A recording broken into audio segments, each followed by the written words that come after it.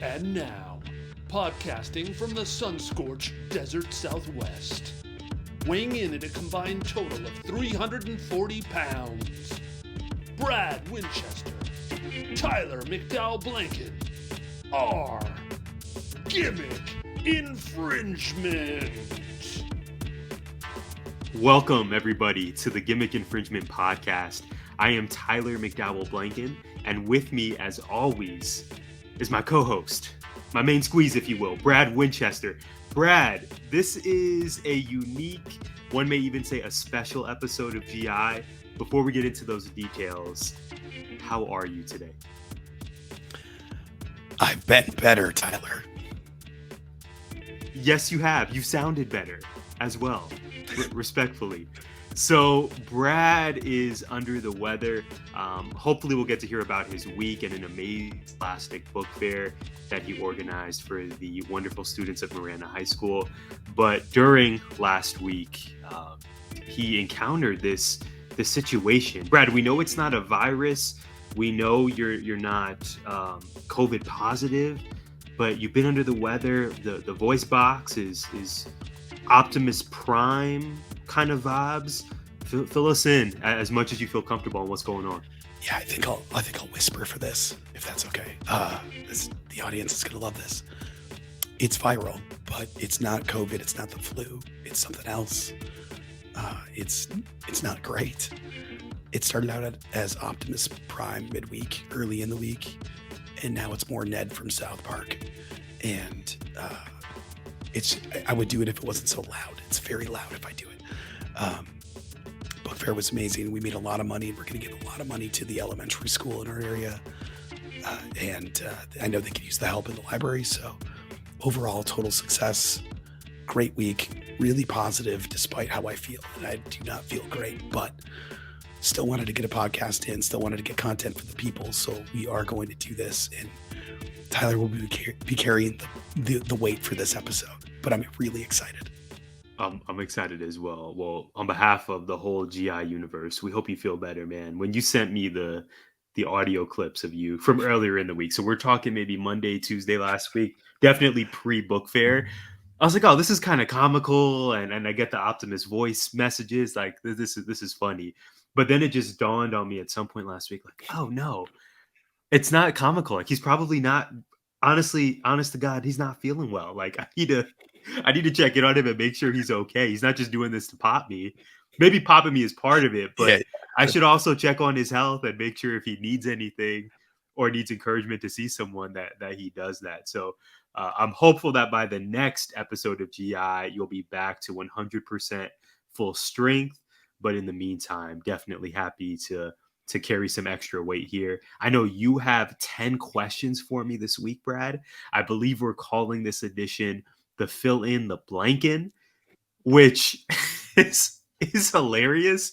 And folks may not know, I do have two last names. The gimmick is McDowell Blanken. So I'm really excited and honored to embrace my dad's side of the family today with this gimmick. And I have no idea what you're going to ask me, but I am so ready for it, I think. All right, well, let's play the music and get into it. Let's go.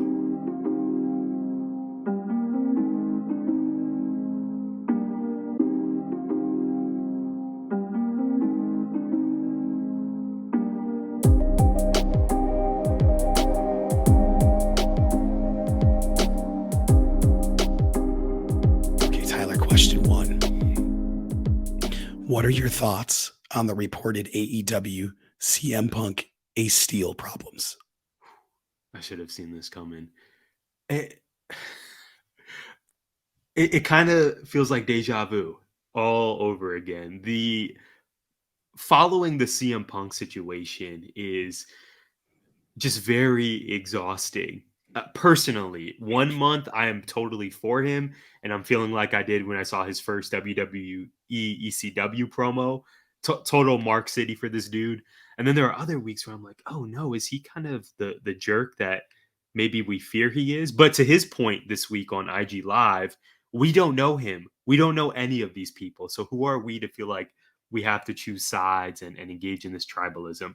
Simply though, what do I think of the CM Punk and the Ace Steel? The report that the location for the first episode of Collision is still up in the air, reportedly because AEW is not ready to bring back Ace Steel at these Saturday shows, and thus CM Punk is not happy with that. It's really disappointing. I had a feeling that CM Punk would be back. This is documented on our previous episodes. I didn't necessarily think Ace Steel would be back. Obviously, if you bring back Punk, you do that in part because you know he's such a huge draw. For Ace Steel, I don't know that man is a draw or anyone is yearning for him. I don't know him that well, in fairness, but it sounds like Punk is trying to look out for his mans and wants this dude back. I'm disappointed. I'm hopeful that the first date for Collision will be in Chicago at the United Center and we'll get Punk. If Ace Steel bit dudes, I don't know that you can just expect to be back on the road with them a year later. I know time usually solves most problems, but this man put his teeth on people. That's another level of insubordination here. Disappointing. I hope this works out. Obviously, I hope this isn't for storyline purposes, just to get us riled up. But I'm just not surprised that we're back in this spot. I want folks to be happy. I want folks to work it out. But I don't think Ace Steel is coming back. I think they have to find some common ground that doesn't involve him being behind the scenes every Saturday. Okay, question 2. What is your favorite current wrestling entrance, men's, women's, or overall? I love this question. Favorite entrance, any company, man, woman. Wow. Okay, so I'll tell you what I'm thinking right off the bat. You know, Bianca Belair is up there for me. House of Black is as well, if I can choose a faction. Adam Cole is great. Love Miro. Swerve and Swerve Enterprises, I dig. Man, this is really tough, Brad. You're putting me, I'm a sucker for entrances as well. Oh, man. Okay. You know what? I think it's got to be House of Black at the moment. I was going to surprise you and go the Ricky Starks route, but I think you got Jamie Hayter as well. Chris Statlander, Jade Cargill. No, I'm going House of Black. There's no other entrance like it. It rules, especially now with these open house stipulations that we're getting again on Wednesday. That just adds to the aura and presence of them. My answer has got to be House of Black for this one. And I think, I know we're trying to limit your talking, but I have a feeling you agree on there. 100%. Yes. Let's go. Yeah, it's the only answer today. Yeah, I can't disagree. Okay. Question 3. I want you to fantasy book create a brand new WWE PLE for women. How can WWE make another version of Evolution? And can it be successful with their current product? Yes, and yes, and yes. I have been yearning for an Evolution 2. Brad, NWA has given us an all-women's pay-per-view much more recently than WWE has. Make that make sense. The National Wrestling Alliance, Tyrus's promotion, has given us what we've been asking for. If memory serves, the reason that WWE hasn't created an Evolution 2 is that apparently the first one wasn't very profitable or didn't meet the financial goals they had, which if we are to believe that, I just think the importance of it from a social perspective and spotlighting your amazing women on the roster would supersede any worry about, not being in the green numbers wise. So yes, we need it. In terms of what this could look like, I think you would want to pick a location that has some sort of greater meaning to women as a whole. So I'm keeping it in the US would be really cool. I'm thinking if there's a spot though that has some greater significance, like maybe there was historic legislation passed, whether that's Title IX or something else, that this location means more than just we know people are going to buy tickets here. Of course, I would want this in Glendale or Tucson or Marana, Arizona, if at all possible, so we could be there. But We need an Evolution 2. I don't know that I would want to change the name. Evolution is so kind of tied back to their brand and their branding of how women have risen up in the company. I think Evolution 2 is a fine name. Location for now, we'll pencil it in somewhere in Arizona. And you just have so many talented women on the roster. It's like it's no problem to create a show with 6 to 8 matches. I would want to see Raw, SmackDown, and NXT in there. Of course, we would have an influx of legends, the Trish's and Bella's and well, I know the Bellas are now the Garcias and aren't under contract, but I think at Evolution they did a really nice job of having current women along with some of those legendary figures. I would really want to see an NXT element though. As I said, definitely have Roxanne Perez, definitely spotlight. What's her name? She just got put on Raw. I kept on blanking on her name. Zoe Stark. Zoe Stark is not NXT anymore, but we need Zoe Stark in a prominent role. Yeah, this is a no-brainer for me. We absolutely need this in 2024. I'm super surprised that they haven't ran it back yet. I just don't understand that. I want Io to win the championship at that event, even if that means Bianca has to drop. We need to crown Io. Yes. And I would just tune in unquestionably. I think it would be a massive, massive success. I agree. I never liked Evolution as a name. Really? No, what? The first time I saw the name, I thought it was going to be a reunion. Motorhead with the theme song for the event. Yes, I legitimately thought it had something to do with the faction. So I was like, you had all these other words you could have used. That's hilarious. Yeah. Okay. So do you have an idea yet for a name, or that we got to work on that together? No, I just want to see it. Yeah. You can call it potato salad. It doesn't matter. I'd watch. Like how much would that rule? Yeah. Word. That would rule big time. I'm so glad you're here for it as well. I just don't want to get my hopes up, man. Like I don't know why they haven't done it yet. I want us to have nice things. Maybe 2024. One can hope. Yeah.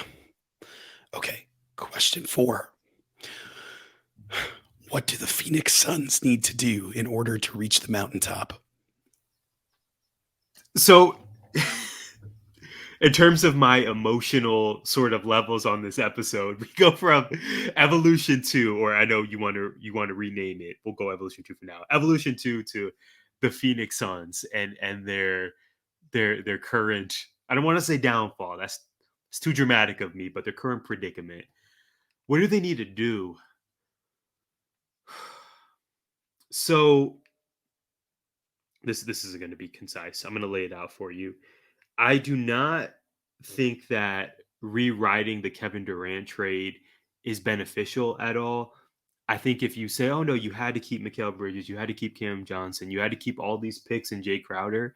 I think if we're saying that now, it's total revisionist history, because 90% of the fan base, in my opinion, would have made that trade that Matt Ishbia executed, because it clearly raised the ceiling for this team. Currently, this postseason, and for the next, say, 2 to 3 years. Even though I love Mikal and Cam, and I'm so happy for their success in Brooklyn. What do they need to do, though? I mean, they just need to formulate a competitive roster. You have Book, you have KD, Chris Paul reportedly is in trade rumors. I definitely think we've seen DeAndre Ayton play his last game as a Phoenix Sun, which breaks my heart, Brad, because he's an Arizona Wildcat. I was totally cool with them picking DA over Luka number 1, which maybe I will live to regret. But you have KD and you have Book, and then everyone else is just sort of just a guy right now. There's a precipitous drop-off from those two. You need to sign some guys this summer, largely veterans. I don't know who those dudes are yet. I don't know that this free agent class is supposed to be exceptional, but you got to work on the roster construction, number 1, because we saw against Denver, this roster was just not good enough to beat the best in the West, which I believe are the Denver Nuggets. And I think the Nuggets are actually going to win the championship. That's step number 1. Number 2, our guy, Devin Booker, has to grow up. I am so disappointed that he skipped out on the media responsibilities after getting bounced by Denver. I don't know if you caught this, Brad. He did not go to his media interview after that game. And then the following day, the exit interviews for the season, he also skipped out on that. But he went on Twitter and crafted a very cryptic message that said 36 unbothered, which the fan base decoded and thought, okay, this means Kevin Durant, number 35, Devin Booker, number 1. You combine them, both dudes are unbothered. We don't care if you're unbothered, Book. We just want you to fulfill your responsibilities. You're the face of the franchise making millions a year. You can answer some questions about what went wrong. So they got to get Book into, they just got to have some conversations with Book about maturity and what it means to be a face of the franchise. Super disappointed in him. We need to hire a coach as well. My final 2 ideas. We need to hire a coach that's right for this team. I love Monty Williams. I am not surprised that he's been let go, but I'm worried that the guy they're going to bring in, assuming it's a dude, I don't think they're going to snatch Becky Hammon from the Aces. The coach they're going to bring in, I'm worried that they're not going to be a huge upgrade over Monty Williams. And then finally, number 4, I do not need to see any more of Matt Ishbia and Isaiah Thomas hanging out. I don't like it. I'm worried that Isaiah Thomas is going to have some sort of formal role with the Suns organization, and that's no disrespect to your love for the Pistons, but I know what Isaiah did with the New York Knicks. I'm not impressed. I don't think Isaiah is going to be suiting up in a Suns uniform and contributing 10 minutes a game at the point guard spot. I don't need to see Matt Ishbia and Isaiah Thomas. I don't even need to see Matt Ishbia that much as well. I think he's just really eager as a new owner to a fault. So I'm really worried, man. I'm not optimistic heading into next season at all. I'm super nervous that the team missed their window, but maybe I'll look like a fool. Kevin Durant and Devin Booker are 2 of the top 10 players in the NBA. When you got those 2 dudes under contract, that's a win in and of itself. But we need to hire a coach. We need to move DA and Chris Paul, I think, unfortunately. And I want Devin Booker to be better in terms of owning up and being a face of the franchise. So not optimistic at all. I just want to see the Suns win a championship in my lifetime. But at least we got the Phoenix Mercury, who I can watch in the meantime, and we'll go from there. I'm not optimistic, Brad. This is going to be a really rough summer. I do not know what they do with the roster. This is going to be really bad before it gets better. Man, okay. I'm not. Was any of that coherent, or was I Yes. just reading from my manifesto? No, it was great. I'm so nervous. What happened? It was good until it wasn't. We were in the finals. You bought a Suns t-shirt. I bought my own merch. Giannis beat them. Luka destroyed them. And then we're out. Another postseason. I don't know. I don't either. Okay. We'll see what happens. I'm going to tune in, but Devin Booker's the only dude remaining from that squad. What? How? What happened to Rally the Valley? I'm nervous, man. We'll see. I appreciate you looking out for me and asking, though. I needed to let that out. Yeah, it was like poison in there. Okay, question 5. The Elite now consists of Hangman Adam Page. So in an absolutely stacked Anarchy in the Arena match, all set for Double or Nothing, who do you think eats the pin outside of Wheeler Yuta? Oh. We really like Wheeler. He's definitely eating the pin in this match, though. No, the Elite, right? Because correct me if I'm wrong, Brad. Last year's Anarchy in the Arena, when Blackpool Combat Club were babyfaces, JAS won, but then they ran that match back a few weeks later. I think that was in Detroit, that Hell in a Cell type match. And then Blackpool Combat Club got their Blood and Guts. Blood and Guts. Thank you. Of course, that's the name of it. Thank you. Yeah. Blackpool Combat Club won. So you could argue that maybe they repeat history here. And now the heels, BCC, get the win at Double or Nothing. But then we get the rematch at Blood and Guts. And then the good guys go over. I don't think that's going to happen, though. I think the Elite win at Double or Nothing. If Wheeler Yuta is not the one taking the pin, wow. Claudio's the ROH champ. Danielson is Danielson. And there's also Jon Moxley, arguably the heart and soul of AEW. Who's the next Best candidate to take the pin there. Man, It's a that's tough really one. that's real. And Mox just tapped out to Hangman right at the last pay-per-view or the pay-per-view before, which was incredibly rare. It's like watching LeBron miss a dunk. It's like, wait, LeBron missed a dunk and Mox tapped? I didn't think I would see those things. I don't think it's Danielson.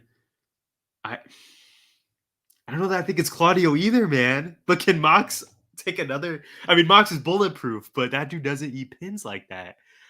I think it would be Moxley though. Honestly, I think storyline wise, he's been front and center against the Elite this whole time. It seems like Danielson's kind of taking a back seat. I'm not saying he's an afterthought, but Mox has been talking for a lot of these promos and has really kind of sold the point that we are the Elite in this business, especially after this past week. We are the Elite in this business, not these other chumps who go on YouTube every Monday. I'm going to say Mox is the next best candidate, but like you, I think Yuta is there to take that pin. How about you? I think it's Kenny Omega, and I think he eats the pin. I think they lose, and I think it's because Takeshita gets involved, turns heel, Oh man! and after the pin, the music plays, and the Golden Lovers reunite. Wow. Okay. Double or nothing. It's double or nothing. Yeah. It is. It is. I may have misunderstood the question. For the Elite, yeah. No, what you're saying makes a ton of sense. Because we haven't seen Takeshita yet over the past 2 weeks. So Takeshita turns on Kenny, costs them the match, and then Kota arrives. Kota Ibushi. I'm here for it. That's amazing. Okay, and then so you're predicting or you're fantasy booking Blood and Guts 5v5. The Elite, the Golden Lovers get their revenge at that point. Yeah, that makes a ton of sense. Sign me up. And also, if not, Wheeler's eating that pin. Yeah, but it's so predictable. I like your version of this match a lot more. Double or Nothing is going to be a fun show. You know, it's my favorite AEW pay-per-view. The branding, the whole just casino vibes. I really enjoy it. I know this is not going to be the main event. I'm curious if I can break the rules and ask you a follow-up question. We have, I believe, 9 matches on the Double or Nothing card at this point. I don't believe, as of this recording, that Swerve versus Keith Lee has been announced, but we have 9. The Pillars 4-Way is main eventing. If you were TK, where would you place Anarchy in the Arena on the card? Right before the main event. Oh, well, right before the main event, but maybe with a buffer match. Yeah. Maybe the Hardys and Brothers A versus Ego and the Ass Boys. Yeah. Okay. Yeah, because that's a fun get up for it match. Yeah.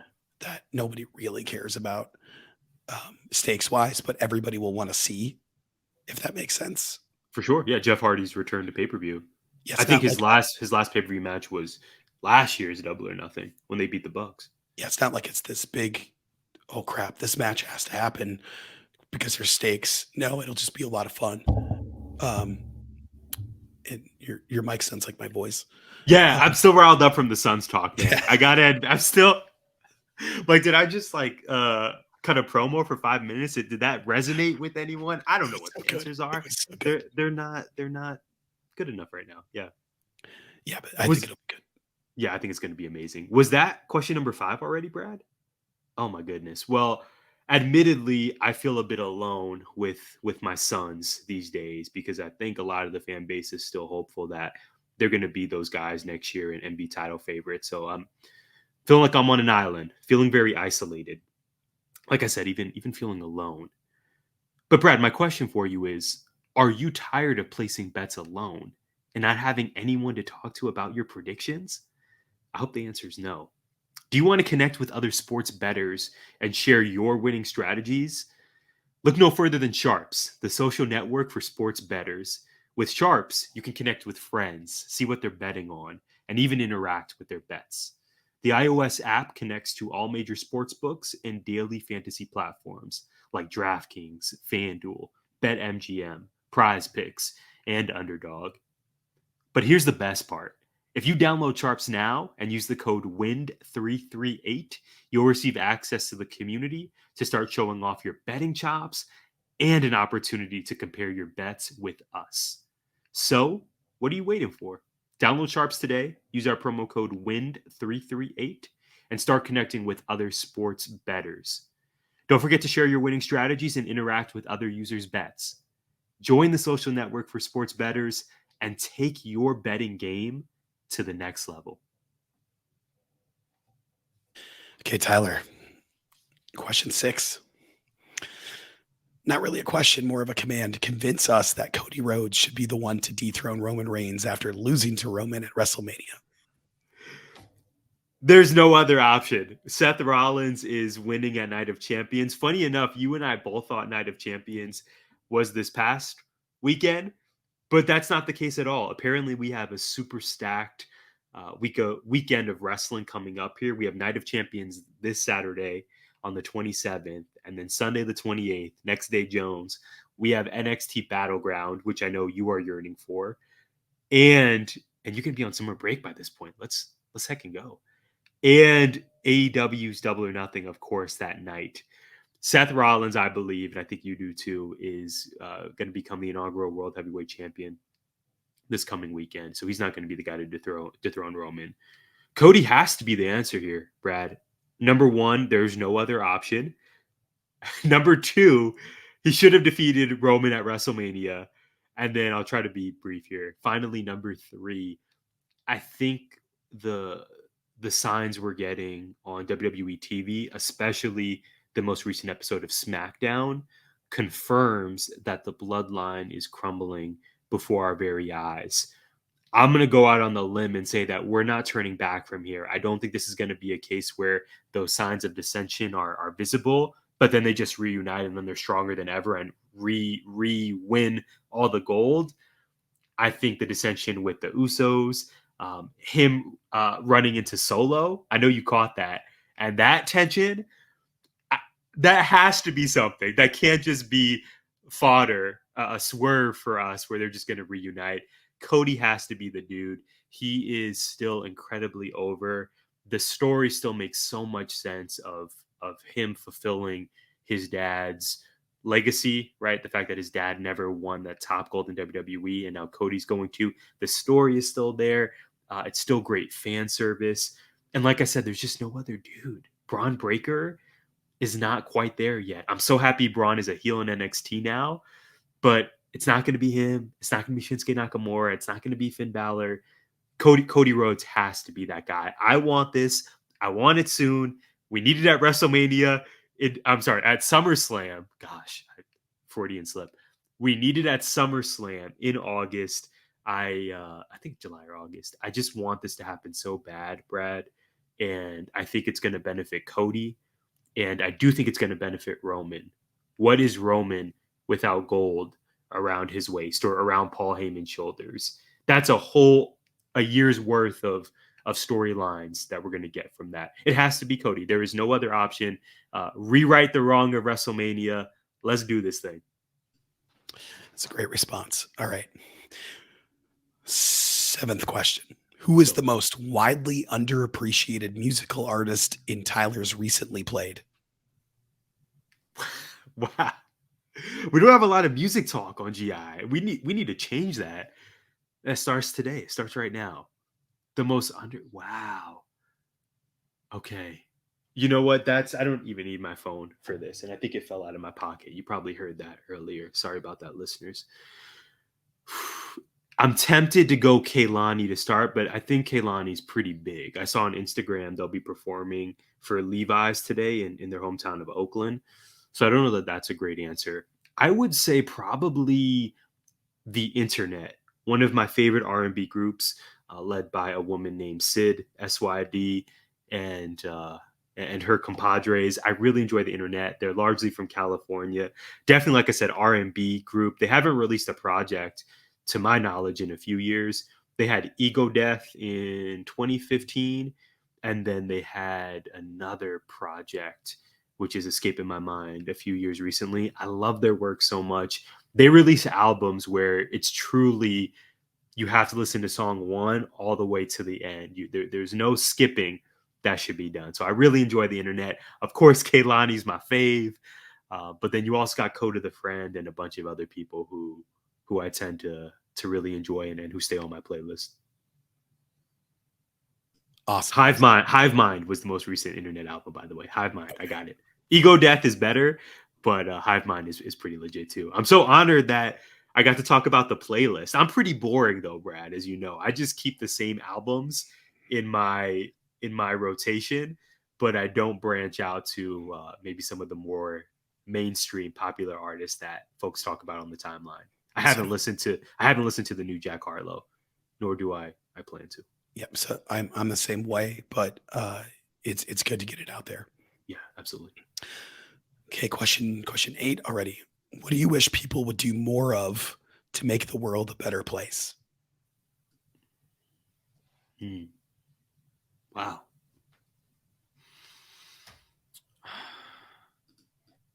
I think this will resonate with you and hopefully a lot of people out there, our listeners and supporters and viewers. I think really checking in on people really, really matters. I've really struggled lately at work with the notion that we're all just here to serve our professional purpose, but without some of that care of each other as human beings and checking in on how your wellness is. For example, Brad, and this isn't just to my current position at the college, I even felt this way teaching some years too. It really bothers me that during lunch, I find myself, and I know the majority of folks, either eat lunch by themselves, say with their doors closed, or don't eat lunch at all. You take a working lunch and just sort of keep pushing through the day. That really bothers me. I spend a lot of time thinking to myself, how did we get here as a society where it's just, I'm not saying we all need to come around the table and eat lunch together every single day, but it's just, to me, it often feels like we just go to work, we don't like our jobs, we do it for a paycheck, and then come home and try to figure out and pick up the pieces. I think we have to check on our people, especially at the workplace. I'm not saying you need to be best friends with your colleagues, but I think there's a real lack of care for people as people. I feel like I've been most successful and enjoyed jobs where I'm not just there to produce a product. I'm there because people invest in me and care about me as a person. I love so many people from Marana, right? That's where you and I met. And we had so many great colleagues who were just shining examples of that. And I even know people like that at the university too, where you can tell the investment is more than just, did you provide what I asked you to provide professionally? Did you give me that slide you promised? It's like, no, you care about me. You know things about me. You asked me about WrestleMania because you know I'm the wrestling guy at the office. Like, that stuff really matters. So I think we need to check on our people, even outside of work. We need to check on our friends and loved ones, because living is really, really difficult.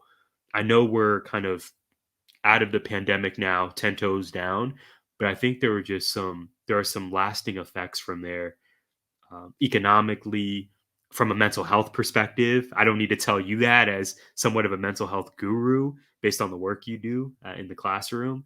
I think there's still some residual effects that we haven't quite come to terms with, in terms of how are we doing? Are we really doing okay? Or are all of us just hanging on by a thread and trying not to explode on people every day? Do we love ourselves? Do we feel like we can ask for help when we need it? We got to check on our people. I know it's easy to just tweet that sometimes or just Facebook post about it, but I'm grateful for you. I'm grateful for so many people in my life who make it a point to check in on me and, remind me that I'm loved and cared for. And I think that's all that all of us want, regardless of our background or who we voted for last election. All of us want to feel like someone has our back and someone cares about us at work, in our phones, at school. That's what matters. If we're not treating each other well, like, what the hell are we all doing here? It's like we're all just showing up to jobs and getting paid less than what our worth is. And I don't know, we do that and then we just expire and that's it. That doesn't seem right to me. There has to be more. We have to let people know they matter. We have to let people know they're loved. And I just think that's a much better way of living. That's the end of the promo of the week for me on this episode. Thank you so much for for the platform. Does that resonate at all though, Brad? When you feel Yeah. like there's just a difference when friends, colleagues like really care about you and they just when someone loves you, like genuinely loves you and wants to know how you're doing, that's just such a special feeling. I Yeah. wish all of us felt that way more often. No, I completely agree with you. You know I do. Yeah. I'm probably preaching to the choir there. I think it really matters, especially at the workplace. Question 9. If you had to choose only one between watching WrestleMania and watching All In at Wembley, which one would you choose and why? Do we know where WrestleMania is next year? Okay, because that may impact my answer. I want to say it might be I thought it was in on the Philly or something. East Coast. Yeah, no, 100%. You're right. It's in Philly. I've been to Philly once. I took a photo next to the Rocky statue. So this is not meant to be slanderous to our Philly fan base. But my answer's got to be Wembley. If not for the simple reason that this is the first time they've done it. I've watched wrestling shows from Philadelphia before. I've watched many WrestleManias, kind of have an idea of what it's going to be like. It's the biggest spectacle in wrestling. But All in Wembley is completely uncharted territory. I think the card is just going to be absolutely ridiculous. This might be my shortest answer so far. That has to be the answer. I can't wait to see what they produce for Wembley. And I have a feeling that we may see this pretty similarly. Yeah, I mean, we don't know what the card's going to look like in either show. So, Yeah. but like you, we know what to expect. And if I had to pick, it would be night 1, not night 2. Night 2's have been bad. Night 1 has completely outclassed night 2. I think really Yes. from the jump, right? Yes. Wow. And I don't think they meant for that to be the case.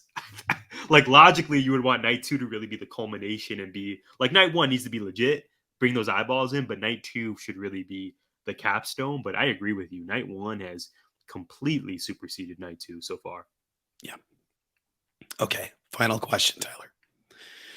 If Bianca Belair could face any woman from any promotion not named Jade Cargill, who should it be and why? Had to hit me with the not named Jade Cargill. Shout out to our fantasy draft episode back in January. I didn't care about winning the Twitter vote. I just wanted to secure Bianca versus Jade, mostly for selfish reasons and for the culture.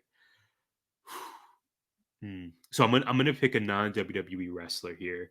I have 2 women that come to mind, really 3, and then I'll give you a definitive. But here are the options. I think Bianca versus Riho would actually be super interesting. But Rio's coming in third place for me here. My answer is either AEW Women's World Champion Jamie Hayter, of course, or the galaxy's greatest alien, more than a woman, Chris Statlander. I mean, either way, the match is going to be amazing. I want a triple threat, Brad, but I know that wouldn't be answering your question. I'm going to go Jamie because we see her every week, and I would really like to see her spotlighted as a singles wrestler more. I think she's kind of been lost in this Outcast storyline. I know we're getting Toni Storm versus Jamie Hayter at Double or Nothing, which is going to be amazing. But I think it's easy to forget how awesome Jamie Hayter is. So my answer is going to be Jamie. Let's get WWE champion versus AEW champion. But I cannot emphasize this enough. I'm manifesting this. Chris Statlander is her. Like, she's going to come back and she's going to take everything in AEW. So huge honorable mention to Chris Statlander here. I would love Chris versus Bianca, but I'm going to give you maybe the uninspired answer and go simply Raw Women's Champion Bianca Belair versus AEW Women's Champion Jamie Hayter. That match, please main event that on a pay-per-view.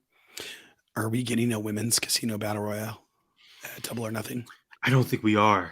No, I don't think so. I really think Orange Cassidy's Blackjack Battle Royale for the All Atlantic Gold. Yeah, I think that's going to satisfy our casino multi-person match, kind of need or desire for this show. I mean, you could certainly put something like that on the pre-show, most definitely, but we already got Jamie versus Tony. We already got Jade Cargill versus Taya Valkyrie.